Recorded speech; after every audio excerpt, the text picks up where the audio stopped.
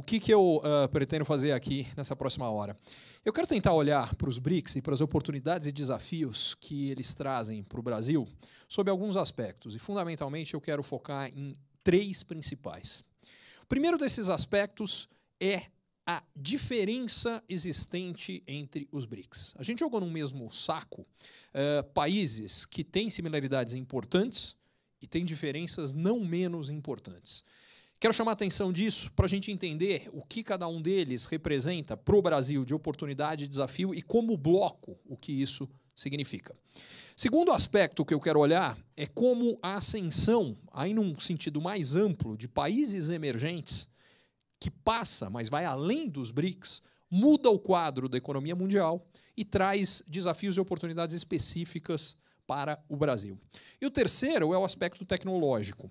Como, em meio à maior transformação tecnológica que a humanidade já viu, que é a que está acontecendo agora e que eu estou convencido que vai se acelerar, como o posicionamento dos países que fazem parte dos BRICS difere do Brasil em alguns sentidos e quais as oportunidades, os desafios, o que a gente tem que fazer para poder aproveitar isso mais do que ter que lidar com os problemas e dificuldades que também serão trazidos. Para começar, eu queria fazer o seguinte, eu queria colocar em perspectiva a primeira diferença importante, que é demográfica. O que eu coloquei ali é a evolução do tamanho da população em idade ativa. O que é considerado idade ativa? Idade de trabalho, que os números variam. Alguns consideram que é dos 20 aos 65, outros falam, não, é dos 15 aos 55. Não muda grande coisa, mas a parte importante é a idade no qual a imensa maioria das pessoas está trabalhando e, portanto, contribuindo para o crescimento de um país. Na prática, esse número é um indicador atrasado, com 15, 20 anos de atraso, da taxa de natalidade que a gente tem.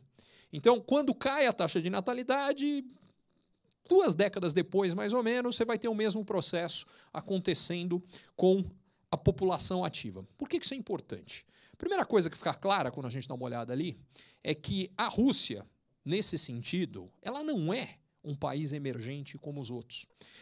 Por uma razão muito simples. A população russa já está envelhecida, a gente tem cada vez menos gente trabalhando na Rússia, e isso é relevante porque o que faz um país crescer, qualquer país do mundo, são 2 coisas. Ou a quantidade de gente trabalhando, ou a produtividade por trabalhador. No caso russo, o crescimento da produtividade, em parte, ele tem que compensar o fato que cada vez tem menos gente trabalhando. Diga-se de passagem, isso será verdade também para os demais países emergentes, mas ainda não é. Quem já estabilizou, basicamente, é a China. Consequência da política do filho único na China, o que está acontecendo é que a China não tem o mesmo padrão dos demais países emergentes também, e isso é relevante quando a gente começa a olhar num horizonte um pouco maior. O que vocês estão vendo ali é o que aconteceu no período de 2005 e que acontecerá até 2025. Mas vamos olhar um pouco mais para frente. Tendência no mundo e nos BRICS, basicamente, vai ser de redução de população. Quando a gente vê qual é a parte da população que vai estar trabalhando, se a gente fosse pegar na virada do milênio, era mais ou menos próxima a 2/3. No caso já do G6, o 6, na hora que a gente pega o G7 tira a Rússia, o que a gente vê é a gente já tinha um processo onde já vinha caindo e que vem acelerando. No caso brasileiro, se vocês olharem a curva amarela, mais ou menos por mais uns 2, 3 anos, isso ainda está indo para cima. Depois começa a ir para baixo gradualmente. Porque o Brasil, como todo o resto do mundo, está num processo já de envelhecimento. A China está muito mais avançada nisso, exatamente por consequência da política de filho único. Mas o fato fundamental que chama a atenção aqui é que tem um ponto ali fora da curva, em verde, a Índia.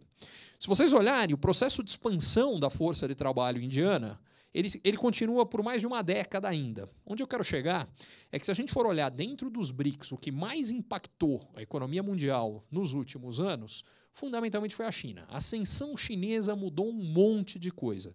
Eu vou falar sobre isso daqui a pouco, mas eu quero já começar a pincelar um ponto que eu acho que é fundamental, cada vez mais, que é a gente começar a olhar para a Índia. A Índia vai ter um impacto nas próximas décadas parecido com o que a China teve nas últimas. E isso é relevante sob vários aspectos quando a gente vê o ponto de vista brasileiro.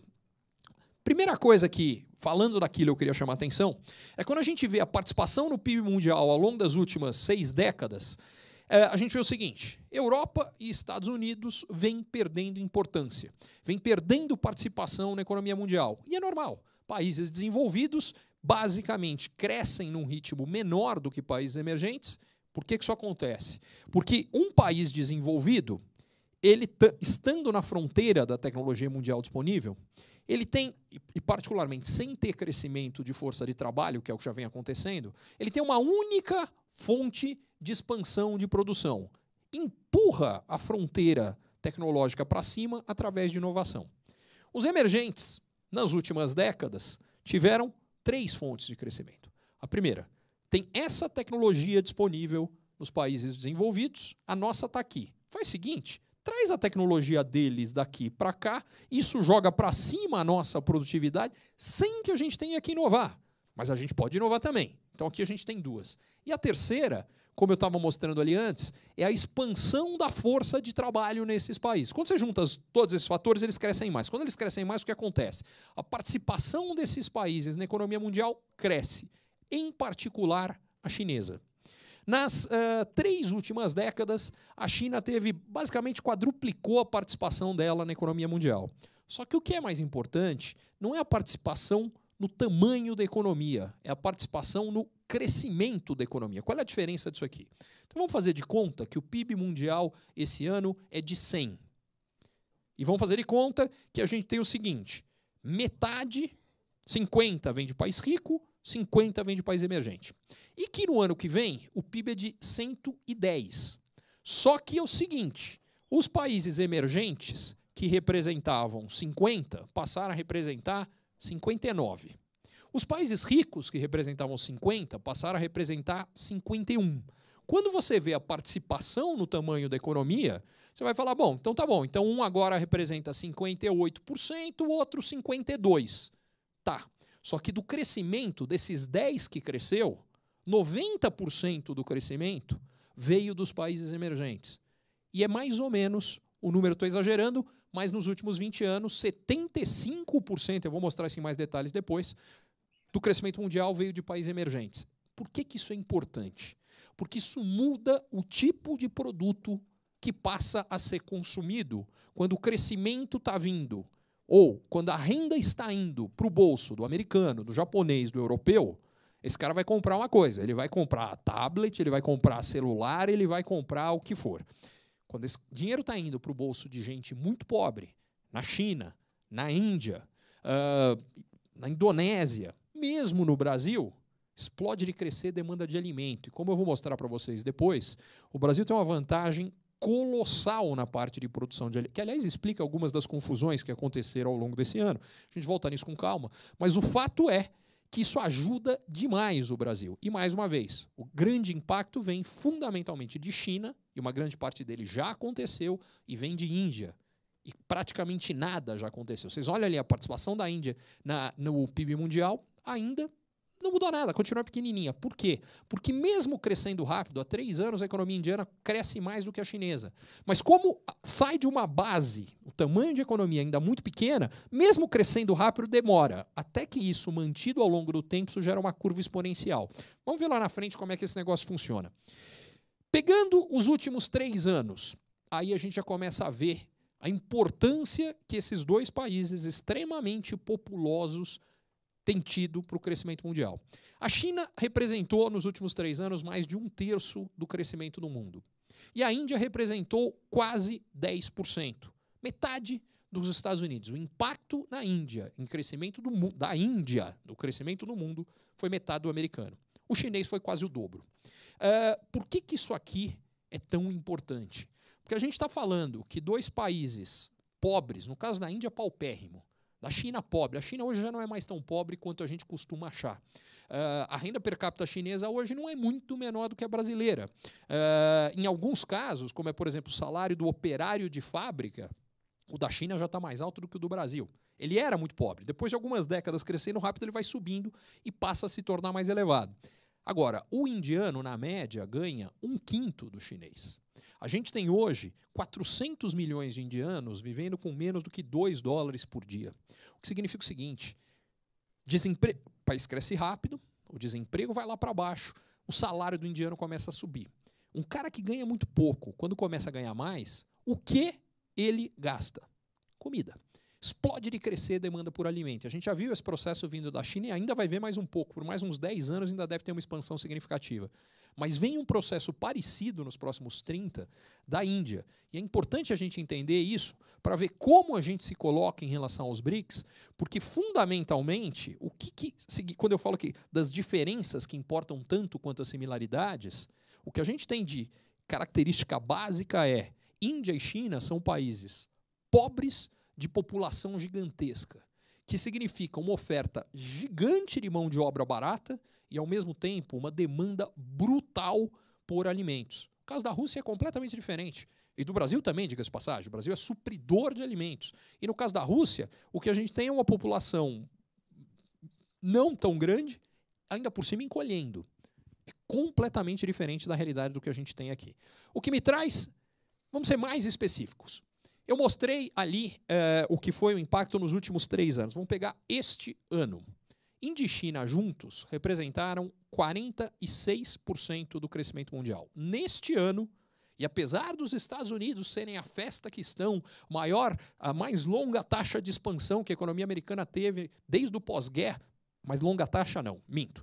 O ritmo médio de crescimento da economia americana desse processo de expansão é o mais baixo desde o pós-guerra. Mas a duração é a mais longa que nós tivemos desde a Segunda Guerra Mundial. Mas, apesar disso, o impacto da Índia no crescimento mundial, e de uma base pequenininha, foi do tamanho do americano. Por quê?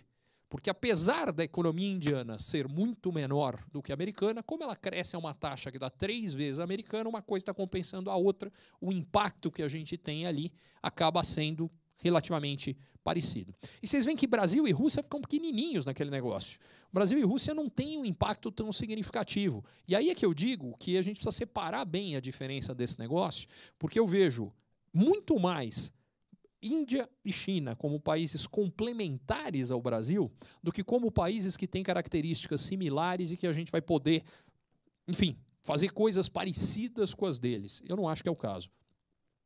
Me traz o seguinte ponto. Aquilo foi olhando para trás. Vamos olhar para frente agora?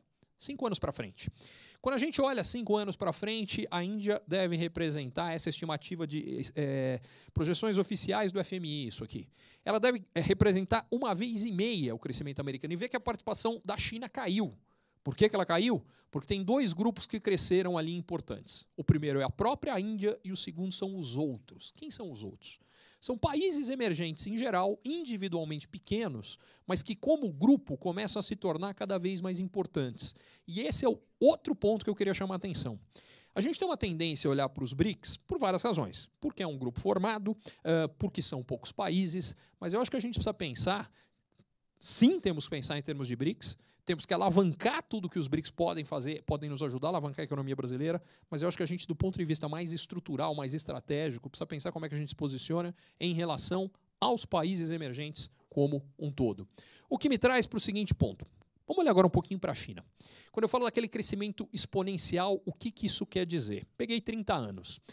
Peguei cidades chinesas, que eu desconfio que algumas delas talvez vocês nunca tenham ouvido falar.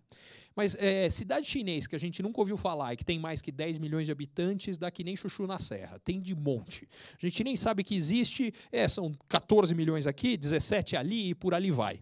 A parte relevante que eu queria mostrar para vocês é o seguinte. Quanto era o PIB dessas cidades chinesas em 78? Há 30 anos, variava de 100 milhões de reais, que é pouca porcaria, a 16 bilhões, e 16 bilhões eu estou falando do limite do que a gente tem ali. Enfim, a parte mais relevante onde eu quero chegar é o que era bi virar tri em 30 anos. Esse é o processo de um país que cresce em ritmo acelerado por muito tempo. Porque uma das coisas e é o caso chinês, quer dizer, a média do crescimento da China nesses 30 anos dá algo próximo a 9% ao ano. E uma parte importante é quando a gente fala, não precisa nem pegar 9, deixa eu pegar 8. Se eu pego 8 de média, a cada 7 anos você dobra o crescimento. Porque você fala, não, mas 8 não vai dar isso, porque 8 vezes 8 cresceu 64%. Essa é a beleza dos juros compostos ou do efeito exponencial. Taxas aceleradas em períodos longos. E o meu ponto é, preparem-se, vem a mesma história na Índia nas próximas 2 ou 3 décadas. E isso é uma das coisas que eu acho que o Brasil precisa ver como é que ele se insere. O que isso significa do ponto de vista social? Qual é o tipo de impacto que esse crescimento acelerado pode gerar? A China é o melhor exemplo disso aqui. Se a gente for pegar um período de uma geração, 25 anos é uma geração. A China tirou da pobreza nada mais, nada menos do que 750 milhões de pessoas. Na história da humanidade, a gente nunca viu nada parecido. Uma das percepções mais erradas que as pessoas têm é que a gente está vivendo a época de maior disparidade de renda e de maior pobreza. É exatamente o contrário. Sabe o que está acontecendo? A disparidade de renda interna dentro dos países não para de crescer, de fato, por um monte de fatores. Posso entrar neles depois. Mas a disparidade dentro do mundo é a menor que a humanidade já viu. Por quê? Porque quais são os países que estão crescendo mais, gerando mais riqueza? São exatamente os mais pobres. Quando você tem o crescimento... O que está acontecendo? Dentro dos Estados Unidos, está tendo mais disparidade de renda? Sem dúvida nenhuma. Está acontecendo no Brasil nos últimos 10 anos? Sem dúvida nenhuma. Razões diferentes nos dois casos, mas estão acontecendo. Agora, quando a gente vê dentro do mundo como um todo, o que está acontecendo é exatamente o contrário. E tem a ver, mais uma vez, fundamentalmente com China e com Índia. E olha uma coisa, quando eu falo que a Índia já está pegando o ritmo chinês. Você pegar de 2005 a 2015, aí a China tirou 235 milhões de pessoas da pobreza. Vamos pegar, no caso da Índia, os últimos 10 anos. E aí, a Índia tirou da pobreza mais gente do que a China nos últimos 10 anos. Só que ela ainda está atrasada em relação ao movimento chinês. A gente está vendo hoje, na Índia, algo que provavelmente é parecido com o que aconteceu na China na década de 90. Só que aí vem o impacto da China no mundo na década de 90 foi muito pequeno. Por várias razões. Primeiro, porque a economia chinesa ainda era relativamente pequena em relação à economia global. E segundo, a China não tinha entrado ainda na OMC. A China entrou na Organização Mundial do Comércio em dezembro de 2001. De lá para cá, a gente vai ver um monte de mudanças no mundo. E o que eu quero trazer, o que eu quero reforçar é o processo da Índia fazendo a mesma coisa vai ter impactos não iguais, mas semelhantes, importantes e, mais importante, favoráveis ao Brasil.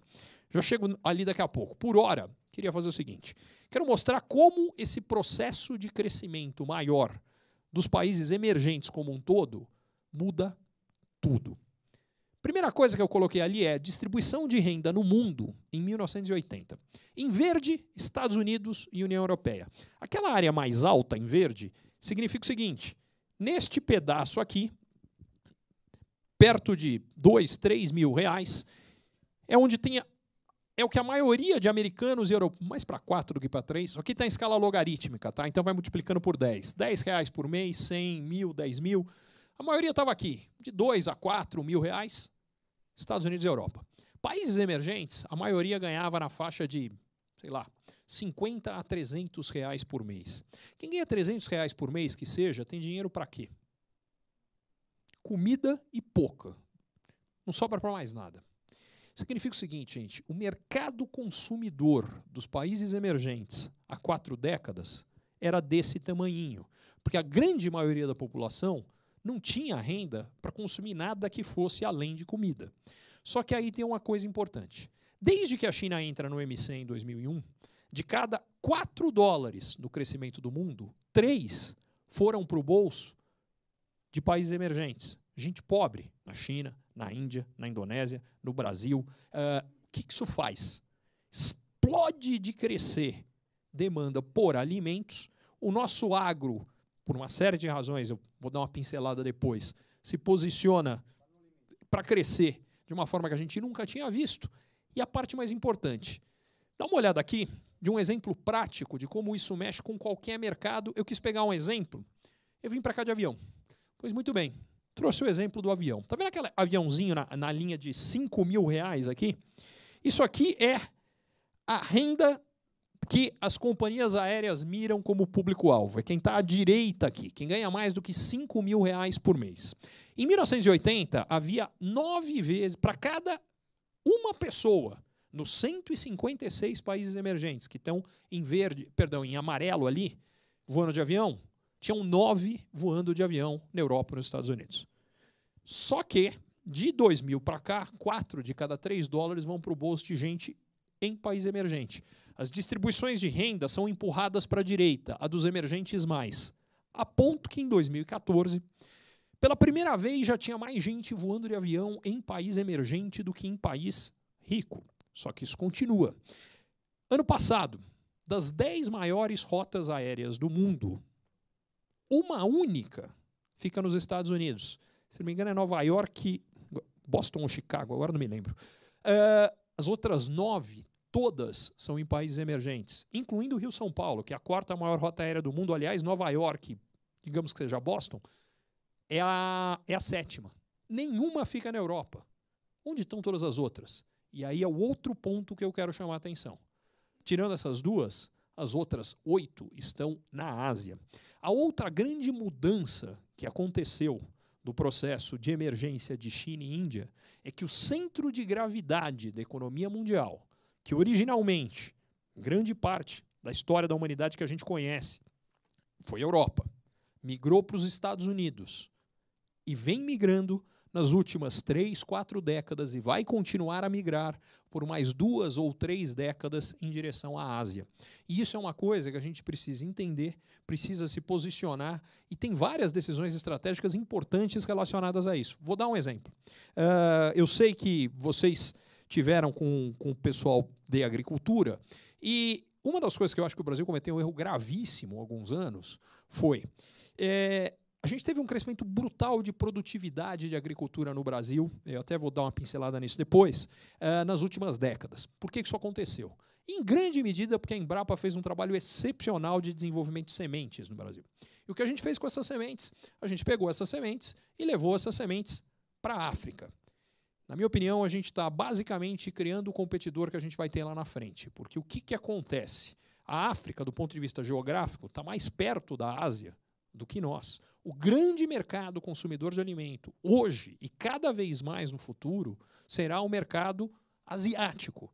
A gente precisa pensar com calma as consequências de algumas... Por que eu estou falando disso? Porque o que existia antes? Semente voltada para clima basicamente temperado. Aí, quando conseguiram desenvolver para clima tropical, que basicamente, eu falo conseguiram desenvolver, estou falando, nós aqui desenvolvemos, o que a gente está fazendo é que a gente está tornando isso disponível para todo mundo. Você pode falar, olha, Ricardo, de um ponto de vista alimentar, pô, difícil fazer uma coisa mais bacana, mais legal. Concordo. Do ponto de vista estratégico, a gente está basicamente colocando... Hoje, a gente está mais avançado, tem um monte de questões. Mas quando você leva a questão geográfica em consideração, quando e eu acho que vai acontecer, vai demorar, os países africanos conseguirem se organizar, conseguirem se arrumar, isso aqui vai custar caro para a gente lá na frente. Mas antes disso, a gente tem pelo menos algumas décadas para aproveitar isso aqui. Só que esse processo não para aqui. Em 16 anos, a gente vai ter 9 vezes mais gente voando de avião em país emergente do que em país rico. Por que isso é importante? Porque significa que nenhuma empresa que queira disputar a liderança global em nenhum setor pode se dar ao luxo de não ter uma presença significativa, e na minha opinião aí eu não diria que são nos BRICS, para ser muito específico, na minha opinião são em Índia, China, Brasil, e eu colocaria a Indonésia como outro país que entra nisso aqui. População grande, crescimento acelerado, crescimento populacional, ao contrário da Rússia. E tem alguns que dá para discutir. Será que a Rússia estava lá? Podemos discutir. México, será que tem que estar no grupo? África do Sul, Nigéria? Mas aqueles 4 primeiros não são opcionais. Porque qualquer empresa que optar, por exemplo, não vir para o Brasil, se o gringo der um azar e esse país der certo, ele não vai ser líder global. Eu sei que isso é muito azar para o que aconteceu. O gringo deu muito azar. Mas vai que acontece. Meu ponto com isso aqui. O que me preocupa no meio dessa história? Estou falando todo o potencial positivo de crescimento. Vamos começar agora a olhar para os riscos no meio do caminho? O primeiro deles tem a ver com o seguinte: o número que vocês estão vendo ali, aqueles trilhões de dólares que está ali na escala do lado esquerdo de vocês, representa o tamanho de ativos no setor financeiro americano e chinês em 2008. Por que 2008? Porque 2008 foi o ano do estouro da bolha do mercado imobiliário e, por consequência, depois da crise financeira global. Toda a bolha imobiliária, isso nos Estados Unidos, que virou uma crise financeira mundial depois. Toda a bolha imobiliária, em qualquer lugar do mundo, em qualquer época do mundo, sempre tem junto uma bolha de crédito. Por quê? Porque se não tiver muito crédito, as pessoas não conseguem comprar muito imóvel. Pouca gente tem dinheiro suficiente para comprar um imóvel à vista. A maioria tem que financiar. Então, toda vez que tem uma bolha imobiliária, tem uma bolha de crédito. Qual é o problema? Quando a bolha imobiliária estoura, os bancos que estavam emprestando um monte de dinheiro para as pessoas comprarem imóvel acabam com um pepino na mão. Como é que é o pepino? Eu emprestei 80, o cara me deu 20 de entrada para comprar um imóvel que valia 100. Legal. Aí, estoura a bolha imobiliária, o imóvel que valia 100, hoje vale 50. O cara não paga, porque ele fala, eu vou pagar um negócio que eu tenho mais dívida do que vale o imóvel, esquece. Ele não paga, o banco faz o quê? Pega o imóvel, que é a garantia do empréstimo, e faz o quê? Bota a venda. O negócio dele é banco, não é imobiliária. Na hora que ele bota a venda e aumenta a oferta de imóveis, o que isso faz com o preço dos imóveis? Caem mais. Esse processo, eu estudei 90, não me lembro, acho que 92 ou 97 bolhas imobiliárias de 1900 para cá, mundo afora. A dinâmica é sempre a mesma, igualzinho. Onde eu quero chegar com isso aqui? O tamanho da crise financeira que isto gera é potencial ao tamanho do total de ativos dos bancos. Porque quando você tem isso, basicamente uma grande parte dos empréstimos dos bancos está em financiamentos imobiliários. Ok. Quando estourou a Lehman Brothers, total de ativos no setor financeiro americano eram 6 trilhões de dólares. No setor financeiro chinês, na época, eram 3 trilhões de dólares. O que aconteceu nos últimos 10 anos? Um crescimento brutal da oferta de financiamento e particularmente financiamento imobiliário na China, a ponto que hoje nós temos na China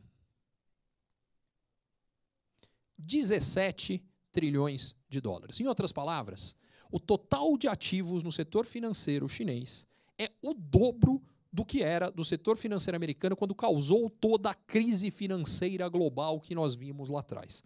Por que eu estou falando disso aqui? Porque a China tem uma enorme bolha imobiliária. Só para vocês terem uma ideia, eu fiz um outro estudo que era para conseguir comparar aquelas bolhas imobiliárias todas. E eu achei alguns parâmetros para fazer isso. Porque são em lugares diferentes, algumas eram regionais, outras eram nacionais. Ao longo de décadas, às vezes tinha quase 100 anos de diferença entre uma e outra. Como é que eu comparo? Precisava de alguma régua. Usei algumas. A primeira delas é quanto está tendo de construção. Como é que eu fui medir isso aqui?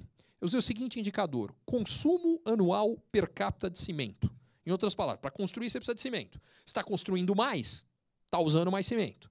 Muito bem. As bolhas imobiliárias que estouraram de 1900 para cá, o total de consumo anual per capita, por habitante, de cimento variou de 400 quilos per capita a o caso mais alto, que foi da Coreia em 1997, se eu não me engano, que foram 1.500 quilos per capita. Bom, muito bem. Estados Unidos em 2008 eram 500 quilos. China hoje, lembra, meu indicador é per capita, não falta capita na China, né? Muito bem. Per capita na China hoje, 1.750 quilos anuais de cimento são usados na construção. Em outras palavras, constrói-se mais na China do que em qualquer coisa que a gente tenha visto na humanidade. Até agora, o que está acontecendo? A China está indo bem, mas com um detalhe. O que a gente está vendo? O crescimento chinês está desacelerando, certo? Devagarzinho. Duas notícias. O crescimento chinês no último trimestre foi o menor nos últimos, se não me engano, quase 30 anos. Por outro lado, ele foi quase 6%. Aqui no Brasil a gente soltava fogo se tivesse crescendo 6%. E não é no Brasil, é em quase qualquer outro país do mundo. A questão fundamental é, se tiver uma desaceleração mais forte, e as pessoas começarem a perder o emprego, o que vai acontecer? Elas não vão ter como pagar os empréstimos imobiliários. Aí elas vão dar um calote nisso aqui. E vai ter uma crise financeira que provavelmente vai fazer a de 2008 parecer fichinha. Isso vai acabar acontecendo em algum momento. Há algum sinal de que isto já esteja acontecendo? A resposta é não, absolutamente nenhum. Mas é algo que a gente vai ter que acompanhar daqui para frente. O segundo aspecto é como é que isso vira uma crise chinesa e vira uma crise mundial. Tem dois canais de contágio. O primeiro deles, bom, na hora que a economia chinesa afunda, você pode imaginar que a demanda por alimentos e commodities no mundo despenca. O Brasil é o exportador de alimentos, de metais, de minerais. Vamos sentir. Ponto número 2. Tem um outro canal, que é o mercado financeiro global. Tem uma coisa que é chamada mercado de eurobônus. O que é um eurobônus? É quando um país emite dívida numa moeda que não é sua. Pode ser um país, pode ser uma empresa, mas enfim. Uma empresa brasileira emite dívida não em reais, mas em dólares, em euros. Muito bem. Quais são os grandes mercados de eurobônus globais? São dólar, euro, libra esterlina, franco suíço e ien. Quando eu pego os 5, quando estourou a crise da Lehman Brothers, só 3% do total financiado no mercado global de eurobônus ia para empresas chinesas. Ano passado, 47% de tudo que foi financiado foi para empresas chinesas. Aí você vai pegar mais que empresas chinesas? Mais da metade, empresas de construção. Resumo da ópera é o seguinte, estourou a bolha imobiliária na China, vai ter um calote generalizado no mercado de eurobônus e vem uma nova crise financeira pesada. Por que é importante? Uma das coisas que está ajudando o Brasil nesse exato momento é que tem uma disponibilidade absurda de dinheiro barato no mundo. A gente tem hoje no mundo 170 trilhões de dólares em ativos financeiros, dos quais 20 trilhões têm taxa de juros negativa. O que significa isso? Se você chegar na Suíça hoje e investir o seu dinheiro, você vai buscar um ano depois e tem menos dinheiro do que você colocou. Você paga para investir. Mas não é só na Suíça. A Grécia, no mês passado, emitiu título com taxa de juro negativa. Você paga para financiar o governo grego, que é a coisa mais confiável do mundo, como todos nós sabemos. O que me traz o seguinte ponto. Sabe o que acontece nessa hora? Espera aí, entre pagar para financiar o governo grego ou ganhar 5% para investir no Brasil, a taxa de juros Selic, 5% no Brasil está parecendo alto para burro. E sabe o que isso permite? Que a taxa de juros do Brasil caia para os patamares mais baixos da história e, se não acontecendo nada disso que eu estou falando, vai cair mais. Vai cair mais no final desse ano, vai cair mais no ano que vem. Se há um ano alguém falasse, imagina o juro no Brasil em 5%, todo mundo dava risada, mas isso é louco. Agora, se hoje eu falar, imagina daqui a 1 ou 2, 3 anos o juro no Brasil a 2, a 3, você fala, imagina, pode acontecer. Desde que isto aqui, que eu acabei de falar, não aconteça. Porque quando isso acontecer, é o contrário. Seca a disponibilidade de capital no mundo, aí as pessoas querem levar o dinheiro para os lugares considerados menos arriscados. O Brasil ainda está muito longe de entrar nesse grupo. O dinheiro sai do Brasil, e quando ele sai do Brasil, como é que o cara faz quando ele tira dinheiro do Brasil? Primeira coisa que ele tem que fazer é que ele tem que comprar. Para onde ele vai? Vai para os Estados Unidos? Vai comprar dólar. Para a Europa? Vai comprar euro. Quando a procura pelas moedas estrangeiras sobe, o preço dela sobe. E quando o dólar fica mais caro, os produtos importados ficam mais caros. Isso pressiona a inflação. Quando sobe a inflação, os juros que no Brasil estão caindo vão ter que virar e subir. E aí toda essa expansão brasileira linda pode estar em risco. Isso aqui é o risco que eu vejo vindo dos BRICS, ou mais especificamente, de um BRIC, da China. Tem mais um ponto que eu queria chamar. Um outro detalhe que eu não falei. Vamos colocar o Brasil naquela história que eu falei da bolha imobiliária. Qual é o total de consumo anual per capita? O mais alto que o Brasil teve foi em 2015, que muita gente achou que o Brasil tinha uma bolha imobiliária também, eram 300 quilos per capita. Tá? Vamos ver um outro número, o número de lançamentos imobiliários. Brasil, 2015, foi o ponto mais alto. O Brasil lançou 200 mil novas unidades, apartamentos ou casas. Estados Unidos, no pico da bolha em 2005, 10 vezes mais, 2 milhões e 100. E a China, o ano passado, 22 milhões. Basicamente, a China está lançando apartamentos por ano 110 vezes o que o Brasil lançou no ano mais alto, que todo mundo achou que era uma loucura e por aí vai.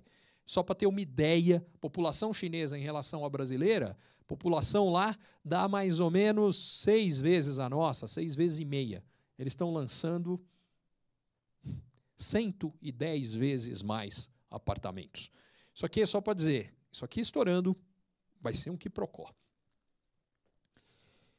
Aqui é o ponto que eu dizia de que quando a China entra no OMC, vira a economia mundial de cabeça para baixo e a favor de países produtores como o Brasil de commodities. Antes disso, na média, 2 de cada 3 dólares em média iam para o bolso de gente em países desenvolvidos. Quando inverte e a gente tem de lá para cá 3 de cada 4 indo para o bolso de gente pobre, explode de crescer demanda de alimento. O que isto faz? Coloca o Brasil numa situação extremamente favorável, por uma razão muito simples. Aquela separação que vocês estão vendo ali é o seguinte, deixei a Amazônia de fora, não vou entrar por hora na controvérsia, até vou entrar nela, mas daqui a pouco, por hora, deixa a Amazônia de fora, qual é a área que sobra, vamos proteger a Amazônia, vamos cuidar dela, qual é a área que sobra que dá para plantar no Brasil? Que tamanho ela tem? Ela tem um tamanho equivalente a 33 países da Europa somados. O que significa o seguinte, o Brasil tem um potencial de produção de alimentos gigantescos. Mas vamos um pouco mais longe. Por que deu aquela confusão toda? Por várias razões. Para começo de conversa, uma das coisas que eu fui checar na época era o seguinte, e aí, será que o Brasil cuida ou não cuida bem do meio ambiente? Vamos olhar. Aí eu fui descobrir o que tinha de área protegida no Brasil. E descobri o seguinte, 13,8% do território brasileiro são reservas indígenas. População indígena no Brasil é 0,4% da população. Significa o seguinte, se a gente quiser separar para cada brasileiro a mesma área que a gente separa para cada índio, a gente precisaria de 35 Brasis. O mundo não tem isso, tá? Nem que deixar as pessoas na água, não tem, não cabe, não tem isso aqui. Só a área indígena. Só que, além disso, a gente tem mais algumas áreas importantes. Primeiro são as unidades de conservação integral, dá um pouco mais de 10% do território brasileiro. Tem mais 16,5%, que é a parte de vegetação nativa, que você não pode mexer, mas são áreas que não estão cadastradas ou que, não, de qualquer forma, são protegidas. E aí tem um último pedaço, que é 1/4 do território brasileiro, que são as áreas das propriedades rurais, mas que o produtor rural não pode mexer. Ele tem que preservar uma área de terra nativa dentro da propriedade dele. Isso é 1/4 do território brasileiro. Somei tudo isso. 2/3, ou 66,3% do território brasileiro é protegido. Aí eu fui pegar os outros países grandes, os outros 10 países com maior território no mundo, e ver como é que é lá. Descobri o seguinte, o segundo país que mais preserva no mundo, o Brasil é o primeiro. Quem que é o segundo? O segundo são os Estados Unidos. Quanto os americanos preservam quando eu junto todas aquelas áreas? No total, nos Estados Unidos, a preservação é de 19,9% do território. Em outras palavras, o Brasil preserva 3 vezes mais do que o segundo país que mais preserva no mundo. Em outras palavras, ninguém tem direito de apontar o dedo para a gente. Agora, esta conversa, e esse é o ponto, é exatamente o que a gente tem que mostrar. A gente não tem que brigar com ninguém, não tem que se indispor com ninguém, até porque a gente tem interesse em atrair investimentos de países com os quais a gente está brigando. E a gente não pode dar desculpa para esses caras adotarem um protecionismo em cima de uma coisa que é papo furado para cima da gente. Isso não pode acontecer. Mas para seguir em frente, por que está acontecendo? Porque o mercado agrícola, para completar, está se tornando cada vez mais importante. Só para colocar de uma outra forma aquela perspectiva, só se eu for pegar as áreas protegidas no Brasil, são 15 países. Agora, se além das protegidas, isso aqui é só reserva, tá? Se além das protegidas eu coloco a parte dos territórios agrícolas que não pode tocar, mais as áreas indígenas, mais todo o resto, são 48 países da Europa. Gente, sinto muito, mas é isso que tem que ser mostrado lá fora. O que me traz o seguinte ponto. Tudo bem. Como o brasileiro e o mundo desconfia dos dados brasileiros, eu peguei os dados da NASA, para não ter discussão. Segundo a NASA, 7,6% só do território brasileiro hoje está plantado. 7,6%. Eu excluo a Amazônia eu não vou me encostar. O que sobra? 9% do território brasileiro, excluindo a Amazônia, que é essa partezinha pequenininha, vermelha aqui embaixo. Todo o resto que está em verde é a área que o Brasil, se quiser, poderia plantar e não está plantado. Lembra que uma grande parte disso, a gente, por opção nossa, optou por preservar. Mas o fato é uma opção nossa. Das áreas que, isso aqui é soberania nossa, das áreas que nós temos aqui, basicamente 40% do que não está plantado no mundo, que daria para plantar, deixando a Amazônia de fora, sem encostar em 1 milímetro da Amazônia, que a gente tem aqui, o que nós temos está no Brasil. Por que isso é tão relevante? Porque, como eu quis mostrar para vocês até agora, basicamente, para mim, o grande fator associado aos BRICS é um crescimento acelerado de 2 desses BRICS, que são Índia e China, que são os mais populosos, que são os mais pobres, garantem que nas próximas 3 décadas a gente vai ter um crescimento brutal do consumo de alimentos no mundo. Dá uma olhada no seguinte, lembra que eu mostrei para vocês que até a virada do milênio, 2 de cada 3 dólares do crescimento mundial acontecia na Europa e Estados Unidos. Olha que o superávit do agronegócio brasileiro não cresce nada, sabe por quê? As pessoas não tinham mais dinheiro para comprar comida. Americanos, japoneses e europeus já comiam o suficiente antes. Então, quando ele ganhou mais, não foi comida que ele comprou a mais. Aí a China entra no MC e de lá para cá, 3 de cada 4 dólares estão indo para o bolso de gente pobre no mundo. Resultado, superávit do nosso agronegócio multiplicou por 10. E é assim que, na minha opinião, a gente tem que olhar para os BRICS. Mais do que nada, nós somos complementares. E isso cria um monte de oportunidades, mas que são muito mais intra-BRICS, é a gente com relação a eles, do que os BRICS como grupo negociando em relação ao resto do mundo, porque aí os interesses não são iguais. O interesse chinês, nesse sentido, é o que eu posso fazer para ter mais oferta de alimento no mundo inteiro. O brasileiro, basicamente, e outra coisa, abertura de mercados em quê? Produtos industriais, que é o que a China vende. No caso brasileiro, é o contrário. Vamos abrir mercados agrícolas, que é o que nós vendemos. Então, eu vejo a gente negociando com os BRICS e não negociando os BRICS como algo que vai colocar o Brasil numa posição melhor, porque nós somos complementares, nós não temos as mesmas características. E deixa eu mostrar como é que isso impacta, mais uma vez, indo além dos BRICS. Estou pegando dividido em emergentes e desenvolvidos. Ano 2000, antes da China entrar em OMC, 70% do que o agronegócio brasileiro exportava ia para país rico, desenvolvido. Só 30% para país emergente. 15 anos depois, inverteu. E olha o seguinte, cresceu a exportação para desenvolvido, não é que aquilo caiu, ela mais do que dobrou de tamanho. Só que o que acontece é que o consumo de alimento em países emergentes explode de crescer. O ponto que eu quero realçar aqui é, isto vai continuar ainda por mais uma geração inteira. E isso é que eu acho que é o fator chave que tem que estar na nossa estratégia com esses países. E vocês veem que eu basicamente não estou falando da Rússia, porque eu acho que o caso da Rússia é diferente. Eu acho que o caso da Rússia não é onde a oportunidade está no Brasil. Eu não vejo as mesmas complementaridades. Ao contrário, a Rússia, diga-se de passagem, nada mais é do que um mega produtor de petróleo de um país já mais envelhecido. Quando eu digo mega produtor de petróleo, deixa eu ser específico. A Rússia exporta mais petróleo do que o Brasil exporta tudo. O total de exportação russa de petróleo é maior do que a soma de todas as exportações brasileiras. E, diga-se de passagem, o Brasil vai se tornar um produtor maior de petróleo, a partir do que a gente acabou de ter aqui do leilão, que não foi o que a gente gostaria por questões de riscos regulatórios, por um monte de coisa, mas ainda assim vem um crescimento brutal de produção de petróleo do Brasil aí nos próximos anos. Mas, voltando, alimento. O que isso aqui faz com o Brasil? Basicamente transforma o Brasil no maior ou num dos maiores produtores e exportadores mundiais de um monte de produtos importantes da cadeia de alimentos no mundo. E aí chega onde eu queria chegar. Dá uma olhada qual era a tendência aqui na década antes da China entrar no OMC. A nossa produção agrícola era praticamente estável. O que acontece depois? A gente multiplica isto aqui por 4 ao longo de 20 anos. E de onde veio esse crescimento? Tem uma parte que foi de crescimento de área plantada. Ela cresceu mais ou menos 50% ao longo desses 20 anos.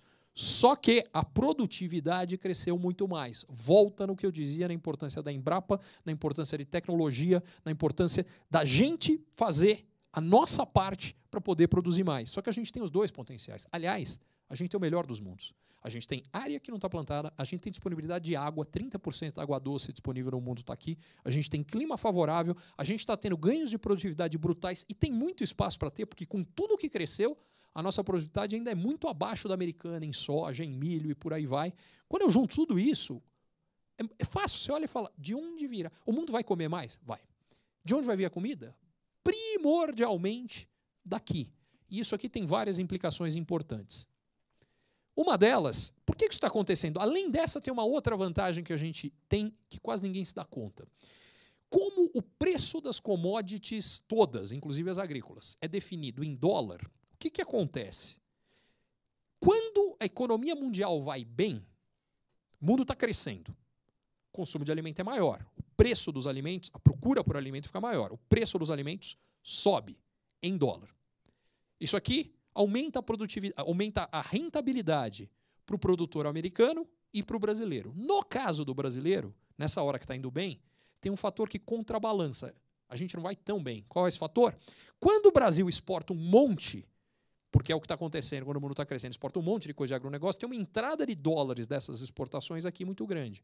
Quando a oferta de dólar aumenta e nessa hora a economia está indo bem, os investidores estão dispostos a colocar dinheiro aqui, traz mais dinheiro ainda para cá, o preço do dólar em relação ao real cai.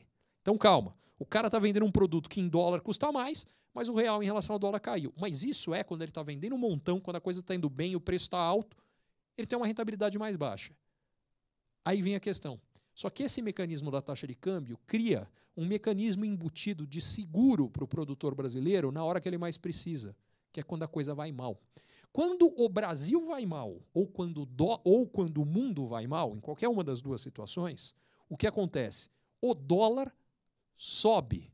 O dólar sobe na hora que, se for o Brasil que está indo mal, o produtor está vendendo menos aqui no Brasil, porque o Brasil está os últimos anos, o Brasil está em recessão, estava crescendo menos, só que aí a rentabilidade dele vai lá para cima, porque o preço do dólar vai lá para cima. Segunda situação, o mundo entrou numa recessão global. O mundo entrou numa recessão global, o mundo consome menos, o preço em dólar cai. Mas em real não. Vamos ver na prática? Para o produtor americano o que vale é isso. Pico de preço de soja, 2012. Para o produtor brasileiro, agora. Por quê? Porque nesse meio tempo o dólar subiu, o Brasil viveu anos muito difíceis aí no meio do caminho e o resultado é muito simples. O nosso produtor está ganhando mais dinheiro que nunca. Resultado, o Brasil não para de ganhar mercado. E aí vem o ponto onde eu quero chegar. Isto vai continuar. Todos eles estão vendo. Os americanos sabem disso, os europeus sabem disso, e aí volta na história que a gente não pode dar razão para esses caras inflarem o protecionismo contra a gente. Pelo contrário, principalmente quando a gente está fazendo a nossa parte, quando a gente tem razão. E aí vem onde eu quero chegar. Vai aumentar mais demanda de alimento e num caso particular, que é o caso da China, tem um detalhe adicional. A guerra comercial China-Estados Unidos. Francamente, saiu há umas semanas, não, eles chegaram num acordo, fizeram uma farra. Aí eu falei, não, deixa eu ver o documento. Aí eu descobri uma coisa nova, que é um negócio entre as duas maiores potências do mundo, no qual o acordo não tem documento. Tá bom, mas tem uma carta de intenções. Não, não tem carta de intenções. Não, a gente não tem nada, aquilo foi só no gogó. E o mais importante, eu acho difícil eles chegarem num acordo e vou explicar por quê. Porque do ponto de vista do interesse dos dois países, não parece fazer sentido. Vamos olhar o ponto de vista americano. A gente tem eleição nos Estados Unidos no ano que vem. O Trump é um político como qualquer político. Qualquer político que vai para uma eleição quer ganhar. Muito bem, o Trump quer se reeleger. Como é que o Trump ganhou a última eleição? A eleição americana é definida pelos estados. E basicamente pela geografia, você vê o que acontece. Nas duas costas, o Trump foi massacrado e será novamente. Você olha de um lado, está a Califórnia, o resto ali, o pessoal basicamente é liberal, não gosta do Trump, a chance dele é zero, vai ser massacrado outra vez.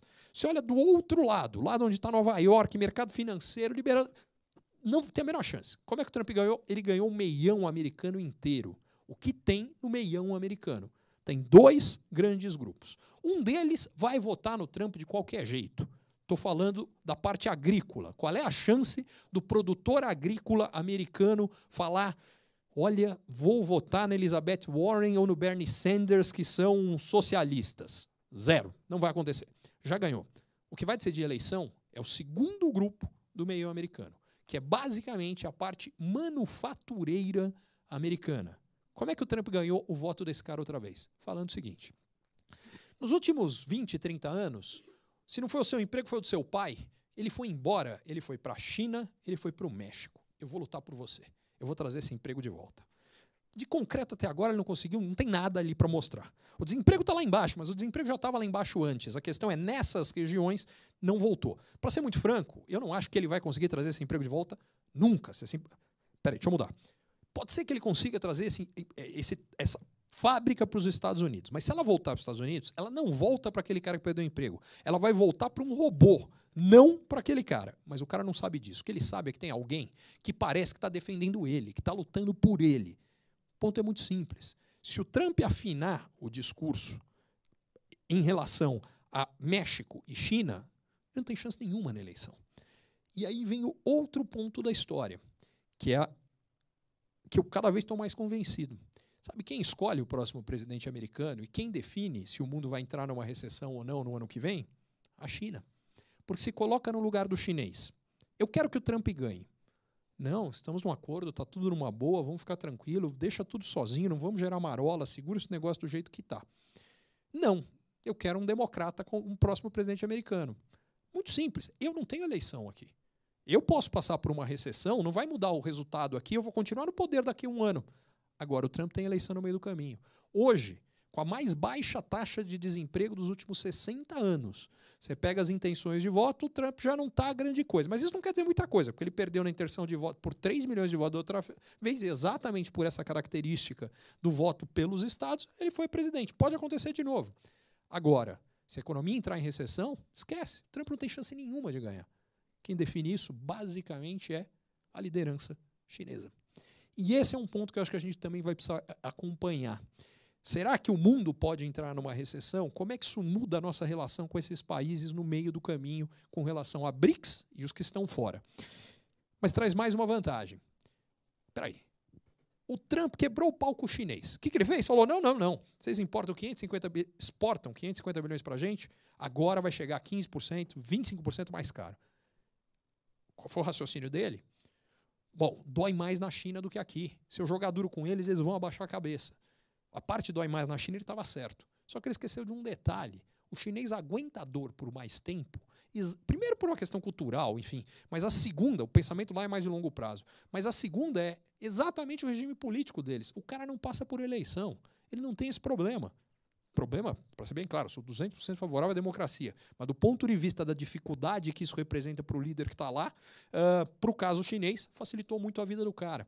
O que significa o seguinte, na hora que ele jogou duro, o chinês responde. Se você tivesse que fazer isso, você ia responder onde? Onde dói mais. Onde dói mais? Onde eu consigo colocar esse imposto? Vamos colocar o imposto na área eleitoral do Trump, que basicamente é produtos agrícolas. Sobretaxa a soja. Resultado. De lá para cá, o Brasil exportou mais de 10 bilhões de dólares a mais de soja, só que eu acho que isso vai começar a ir além da soja. Porque aí é outro detalhe do que está acontecendo na China. Gripe suína. Em 4 anos, a China perdeu 200 milhões de porcos. Só para dar uma ideia do que é isso, o Brasil tem o 4º maior rebanho de porco do mundo. São 38 milhões. Ele perdeu a população brasileira de porco. Resultado desse processo é o seguinte, então eu dependia de trazer grão dos Estados Unidos e do Brasil e eu alimentava o porco aqui. Calma, eu não posso contar com um desses caras, que é os Estados Unidos, e ainda por cima eu trago para cá, tô com um problema fitossanitário grave. Eles vão começar a importar mais carne, de tudo, incluindo de porco. Tremenda oportunidade para o Brasil. Essa é uma das coisas que eu acho que a gente precisa olhar com muito carinho. O Brasil já vem exportando mais frango. Lembra, a China entra no OMC aqui. Olha o que acontece com a exportação brasileira de frango. O Brasil se torna o maior exportador mundial. E porco? Não, ainda não aconteceu. O Brasil não teve essa expansão. E terá. Diga-se de passagem, isso tem impactos regionais importantes. A região mais importante de produção de suínos no Brasil é Santa Catarina e o sul também é forte em geral. Outro detalhe, a gente normalmente não vê o tamanho da importância desse mercado, porque no Brasil o consumo de carne suína é pequeno em relação ao resto. No resto do mundo não é exatamente o mesmo quadro, não. É muito mais importante. E por que é assim? Porque metade do consumo mundial de suínos no mundo é a China. E aí vem a questão, está faltando porco lá? Significa que a comida começa a ficar mais cara. Comida começa a ficar mais cara, tem mais gente reclamando. Para um regime totalitário, isso não é muito bacana, não. Eles vão ter que dar um jeito nesse negócio. vem uma tremenda oportunidade aqui. Isso é o atual rebanho que eu falava de suínos, depois que eles perderam 200 milhões. E o Brasil, diga-se de passagem, como eu mostrei, é o quarto ali, só atrás de China, União Europeia e Estados Unidos. Olha o que acontece com o consumo de alimento quando o país começa a ganhar mais. Renda per capita aqui, que eu falava, ao longo do tempo, vai subindo. Consumo de carne na China não para de subir. Vai acontecer a mesma coisa com a Índia. Isso aqui, de novo, é uma oportunidade brutal para o Brasil nas próximas 2 ou 3 décadas, que eu acho que é onde a gente entra. Olha mais especificamente, depois que começa o processo da febre suína, o que acontece com a importação de carne bovina. Consumo de carne bovina. Não tinha frango, não tinha porco, vamos comer carne de boi. O que acontece com a exportação brasileira de carne de boi? Cresce absurdamente. E o meu ponto é, espere, vem a mesma coisa com carne de porco. Agora, como é que isso tudo mexe com o crescimento regional brasileiro? Eu falei do que vem ao lado positivo ali do Sul, mas deixa eu antes chegar. Isso aqui é o seguinte, eu estou pegando o IBCBR, o PIB do Banco Central aqui. Quem está em verde já deixou a crise para trás. Hoje, a economia já é maior do que ela era antes da crise. Basicamente, é o Centro-Oeste, agronegócio. Por quê? Exportação para a China. E o MAPITO, que é a fronteira agrícola brasileira. Muito bem. Fora isso, que então? Países que foram melhor gerenciados, alguns pontos, países não, estados, fora da curva, é o caso do Espírito Santo, Santa Catarina. Agora, por que o Sul está melhor do que o Sudeste? Pela mesma razão, o agronegócio no Sul é mais importante, mais forte do que o Sudeste. Por que Sudeste e Nordeste ficaram para trás? No caso do Sudeste, basicamente porque é a região mais industrial do mundo, onde entra os BRICS nessa história. Peraí, qual foi o produto que a China inundou o mundo? Manufaturados. Qual é o setor que mais sentiu o mundo afora? Brasil, inclusive. Indústria. Região mais industrializada, basicamente, é a que menos cresceu dali para trás. Isso é verdade no caso brasileiro desde 2002. No caso do Nordeste é mais recente. No caso do Nordeste, depois, basicamente, do segundo mandato da Dilma, o Nordeste parou de crescer. O que aconteceu? Ao longo do governo da Dilma, aconteceram 3 fatores fundamentais que secaram o dinheiro de um monte de coisa. A parte mais simples, como eu estou sem tempo, eu vou no limite. Acabou o dinheiro dos programas sociais. Um monte de outros gastos feitos e redução de arrecadação matou a grana dos programas sociais. A região mais pobre do Brasil, que é o Nordeste, é a que mais tem dependência da transferência de renda do governo central para as regiões mais pobres. O Nordeste fica para trás. E hoje tem um complicômetro que é a relação entre governadores de um extremo político, governo federal do extremo oposto, complica um pouco mais. Mas, enfim, desde 2002... todos os anos, o interior cresce mais do que as capitais, sem nenhuma exceção. Por quê? Agronegócio. Por que o agro cresce mais? Volta na história. China, e cada vez mais será também Índia. Isso vai continuar por mais 20 ou 30 anos. A gente precisa ter políticas para ver, entre outras coisas, de infraestrutura, porque a necessidade do interior. Uma das coisas que a gente precisa fazer, que entra nisso aqui, tem a ver com política tributária. Reforma tributária está aí. Uma das coisas que uma boa reforma tributária tem que fazer, reduzir imposto em cascata no Brasil para aumentar a competitividade brasileira. Qual é o problema que a gente tem? Imposto em cascata significa que quanto maior é a cadeia de produção, menos competitivo o Brasil fica. Na prática. Exemplo. 1 quilo de grão de café em dezembro de 2015 custava R$ 8,60. O Brasil era e é o maior produtor mundial e exportador de café. Só que o Brasil importa cápsula para expresso pagando 37 vezes mais. Por quê? Porque se em vez de fazer isso, a gente manufaturasse do grão até a cápsula, a gente pagaria 97 vezes mais imposto. Por quê? Porque você paga o imposto a primeira vez quando você plantou o café. Aí você colheu, vai lá, paga a segunda. Aí você torrou, fez a torra, paga a terceira. Só que o imposto vai entrando na base de cálculo do imposto na rodada seguinte. Esse é o efeito do imposto em cascata. Digas de passagem, eu estou muito feliz que a ideia da CPMF morreu porque ela ia piorar isso aqui. Então, que bom que isso aqui ficou para trás. Mas, de qualquer forma, uma das coisas, tem um monte de coisa que... Diga-se de passagem, quando você fala reforma tributária, você fala qual? Tem 3 aí em discussão. Mas qualquer uma das 3 é melhor do que a estrutura atual que a gente tem e é uma das coisas importantes. E por que a gente precisa agregar mais valor? Por isso aqui. Eu peguei quanto custa uma xícara de café hoje em Londres. R$12,50. Vamos ver a composição. Quanto é o café? O produto café? 50 centavos. Sendo que desses 50 centavos, quanto fica pelo produtor? 5 centavos. A renda que... E aí vem a questão. O fato daquele aumento de alimento gerar uma oportunidade para o Brasil, só que a gente tem que parar de ficar, que é o que a gente está fazendo, que a gente está ficando com isso aqui. O que a gente tem que fazer é agregar valor na cadeia. A gente precisa ter uma política de agregar valor, passa por reforma tributária, passa por um monte de coisa, mas, de novo, isso não é na nossa relação com os BRICS. É a gente que tem que fazer essa parte acontecer. Tem a ver com a importância daqueles dois países que estão gerando isso aqui. Por que vai continuar? Porque tem mais 10 anos onde 300 milhões de chineses devem sair do campo, ir para cidades, ganhar mais, consumir mais. Além deles, devem ter 900 milhões de indianos que vão fazer a mesma coisa nos próximos 30 anos. Como eu falava, o grande problema, a grande dificuldade, se a grande oportunidade está no agro, a grande dificuldade está na indústria. A boa notícia é que o modelo de crescimento chinês vem mudando e vai continuar a mudar. O modelo de crescimento chinês originalmente era voltado para a exportação de produtos manufaturados e investimento público. Cada vez é menos isso. Cada vez mais, à medida que a renda das pessoas vai crescendo, passa a ser consumo interno e voltado para comércio, serviços. E também tem uma estratégia que eu vou entrar daqui a pouco de tecnologia. Mas o fato é que de lá para cá, de 2004 até o ano passado, o único ano em que a indústria não ficou para trás do crescimento, ou a produção da indústria não ficou para trás das vendas do varejo, foi 2017. Por que aconteceu? Aquele foi o ano da reforma tributária que reduziu o risco jurídico para as empresas e o custo de produção no Brasil. O Brasil tem uma agenda extensiva de reformas, que se a gente não fizer, quem vai pagar a conta disso aqui? O Brasil vai passar por uma desindustrialização pesada. Eu acredito que a agenda está avançando e vai avançar, e eu acho que isso é importante. Para começar, quando eu falo de agenda, a gente fez uma reforma fiscal importante, melhora da situação fiscal, reduziu aqui. Vai começar, não é o ano que vem, vai demorar. Tem um monte de outras coisas que tem que acontecer, mas começar a ter dinheiro para o que não teve no Brasil.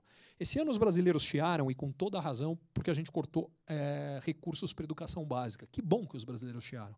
Só que você vai pegar os dados e você descobre o seguinte, desde 2013... todos os anos os recursos de educação básica são cortados. Os de saúde todos os anos desde 2015. Os de infraestrutura desde sempre. Investimento em infraestrutura do setor público ano passado foi o menor em 70 anos. É menor do que a taxa de depreciação da nossa infraestrutura. E aí chega o ponto. Aí é que a importância da reforma da Previdência, que começa a liberar recursos, mas é só um primeiro passo. Tem mais um monte de outras coisas que o governo está propondo e que efetivamente precisa para a gente voltar a ter capacidade de mudar este quadro. Entre 148 países em termos de infraestrutura, acho que o resumo dele é o seguinte, a nossa infraestrutura está mais parecida com a do Zimbábue do que com a da Alemanha ou do que for. Não dá. Parte positiva que eu vejo nisso, a economia voltou a crescer, já está fazendo quase 2 anos, e eu acho que uma vez aprovadas essas reformas, previdência, administrativa, tributária, a gente tem uma chance brutal de ver uma aceleração, e isso também coloca o Brasil numa situação melhor. Dá para estar satisfeito com a situação atual? Não, a gente ainda tem um número de desempregados gigantes, e um outro detalhe, tá? As pessoas focam na coisa errada, que é o número... taxa de desemprego. 12 milhões de desempregados. As pessoas cismam com esse número. Esse número é só a ponta do iceberg, gente. Porque se a gente juntar quem é desempregado, é quem não trabalha e procura emprego. O cara não procurou emprego, ele é considerado fora da força de trabalho. Se eu juntar esse segundo grupo e juntar um terceiro, porque se você trabalhar 2 dias por semana, 2 horas por dia, você já é considerado empregado. Quando na realidade só está fazendo um bico para não morrer de fome. Junta os 3 grupos, o Brasil tem 65 milhões de pessoas nesse grupo. Isso aqui, por um lado, é um absurdo, é um crime, por outro. Isso gera um potencial de crescimento futuro, à medida que você cria condições de recolocar esse pessoal no mercado de trabalho, gigante. E essa é uma oportunidade que o Brasil tem que gerar. Passando rapidamente, que o meu tempo já era, em tecnologia. Seguinte, quando eu dizia que o mundo está vivendo o maior movimento de revolução tecnológica que já viu, é o seguinte... Últimos 2.000 anos, do ano 0 ao ano 1000, renda per capita no mundo não muda nada, porque a gente não tem nenhum crescimento, basicamente, de avanço tecnológico. A partir de 1500 surge a prensa, os grandes descobrimentos, começa a acelerar a partir de 1700 com a primeira revolução industrial, máquina a vapor, acelera mais quando a gente tem automóvel, avião. E olha o que acontece nos últimos 15 anos. Com a era da informação, em 15 anos, o crescimento de renda no mundo foi maior do que nos 2.000 anos anteriores. Mas com um detalhe. Desse crescimento de 2.100 para 10.700, 3 de cada 4 dólares foram gerados nos países emergentes. Traduzindo, a gente está na hora certa, no lugar certo. O que significa isso? O maior processo de geração de riqueza, por conta do maior processo de transformação tecnológica que a humanidade já viu, basicamente a oportunidade gerada nos grandes países emergentes e particularmente nos grandes produtores de alimento para aquele processo que eu falei tudo, tem a ver com a emergência dos 2 grandes BRICS e é exatamente o contrário da sensação de todo brasileiro. Qual é o brasileiro que acha que a gente está no lugar certo e na hora certa? É por isso que a oportunidade é tão grande e tem tudo a ver com a inserção dos BRICS na economia mundial. Se ainda não está convencido da importância disso aqui, dá uma olhada no aspecto de inovação. Valor de mercado da Amazon, da Apple, soma das duas e agora compara com o PIB brasileiro. O PIB brasileiro, há 10 anos, era 25 vezes maior do que o valor de mercado de Amazon mais Apple. Hoje é menor. A gente tem que entrar de cabeça no processo de tecnologia. Acho aí sim que a gente pode aproveitar particularmente parcerias com 2 dos BRICS, de novo, China e Índia, para acelerar muito isso. Por quê? Porque quando a gente olha algumas das coisas, eles têm vantagens brutais. A população, desculpa, o número de usuários de Índia e China, por exemplo, é maior, de usuários de internet, é maior do que a população americana. Por que isso é importante? Porque nas novas tecnologias, particularmente a inteligência artificial ou Big Data, que são baseadas em quantidade de dados, quanto mais dados você tem, maior a vantagem que você tem. Esses 2 países têm uma vantagem brutal. E aí vem mais um ponto. Compara com mais calma aqui China com Estados Unidos, que são os 2 maiores. Número de usuários de internet na China são 829 milhões. Nos Estados Unidos são 293. Você pega número de internet móvel, onde a China hoje, em meio de pagamento, um monte de coisa, já está na frente dos americanos, pela mesma razão. Você pega pagamento móvel é um negócio impressionante. Você pega a vantagem chinesa é brutal. E eu acho que isso vai aumentar. Porque aí quando você vê o pessoal que está se formando no que eles chamam de STEM, que é ciências, tecnologia, matemática e... esqueci o que é o E. Engenharia, exatamente. A gente tem o seguinte, 60% de quem vai se formar nisso aí virá de China e Índia no mundo. Você olha a posição de Brasil, aqui, Rússia. A Rússia ainda é relevante, está formando bastante gente. O Brasil ainda está um pouquinho mais para trás. Por que isso é tão importante? Quando você junta parte de dados que eles vão ter com gente que vai conseguir trabalhar com isso aqui, aí eu acho que é o ponto do Brasil fazer 1 milhão de parcerias. Acho que a hora de fazer isso é agora, não estou com mais tempo, mas basicamente o recado que eu queria passar aqui é uma pesquisa feita, qual é a principal razão de sucesso das empresas que mais sucesso fizeram. Acho que a gente tem que entrar de cabeça. Estou tentando fazer a minha parte e ajudar nisso aqui. De lá para cá, eu criei 3 projetos associados, ligados a isso. Um deles é para tentar fomentar inovação. Para quem tiver curiosidade, esse aí, a Inovação, que é exatamente para trazer cases de inovação e ajudar as pessoas, as empresas, os governos a inovarem mais também. A gente até criou um negócio promocional para quem está aqui, que é um serviço de assinatura, mas com aquilo ali dá para fazer a assinatura anual pela metade do preço, se vocês quiserem conhecer. E tem uma outra, que é um processo de mentoria, que eu estou tentando ajudar a gente nova, que está tentando criar coisa nova, entender tudo isso, ver como se encaixa, entender mudança econômica, geográfica, demográfica, de padrão de consumo, de tecnologia, de inovação, de modelo de negócio, e fazer os seus negócios propriamente acontecerem. E um terceiro, que é para reduzir custo com viagem corporativa, viagem a trabalho. Não só reduzir custo, melhorar a experiência de quem gerencia viagem, melhorar a experiência de quem viaja e gerar economia. Só para vocês terem uma ideia, na média, o pessoal que usa o nosso negócio gasta 30% menos. Eu não vou nem entrar no porquê. O que eu quero chegar eu não sou um cara de tecnologia. Por que eu estou trazendo coisas ligadas à tecnologia? Porque eu estou convencido que esse é o processo da gente conseguir, no que está acontecendo, gerar mais valor. E eu acho que é aí onde entra o último ponto que eu queria deixar da nossa relação com os BRICS, e mais especificamente Índia e China. O Brasil tem que aproveitar as forças e as vantagens que esses caras têm para criar parcerias exatamente nessas 2 áreas, trazer tecnologia, acelerar e aproveitar. E se a gente não fizer isso, apesar de todas as vantagens que eu falava, de aumento de demanda de alimento, blá, blá, blá, mais para frente o que a gente vai ver é dificuldade. As pessoas costumam dizer que crise traz oportunidade. A minha visão é o contrário. Eu acho que crise traz problema. Um cara que comia pacas, bebia muito, fumava de monte, não fazia exercício e teve uma crise cardíaca, está sentindo uma grande oportunidade? Eu não quero que a gente espere o problema pintar para reagir. Eu acho o contrário. A gente tem que ver a nossa relação com os BRICS em como a gente cria oportunidade. Para mim, são dois grandes eixos.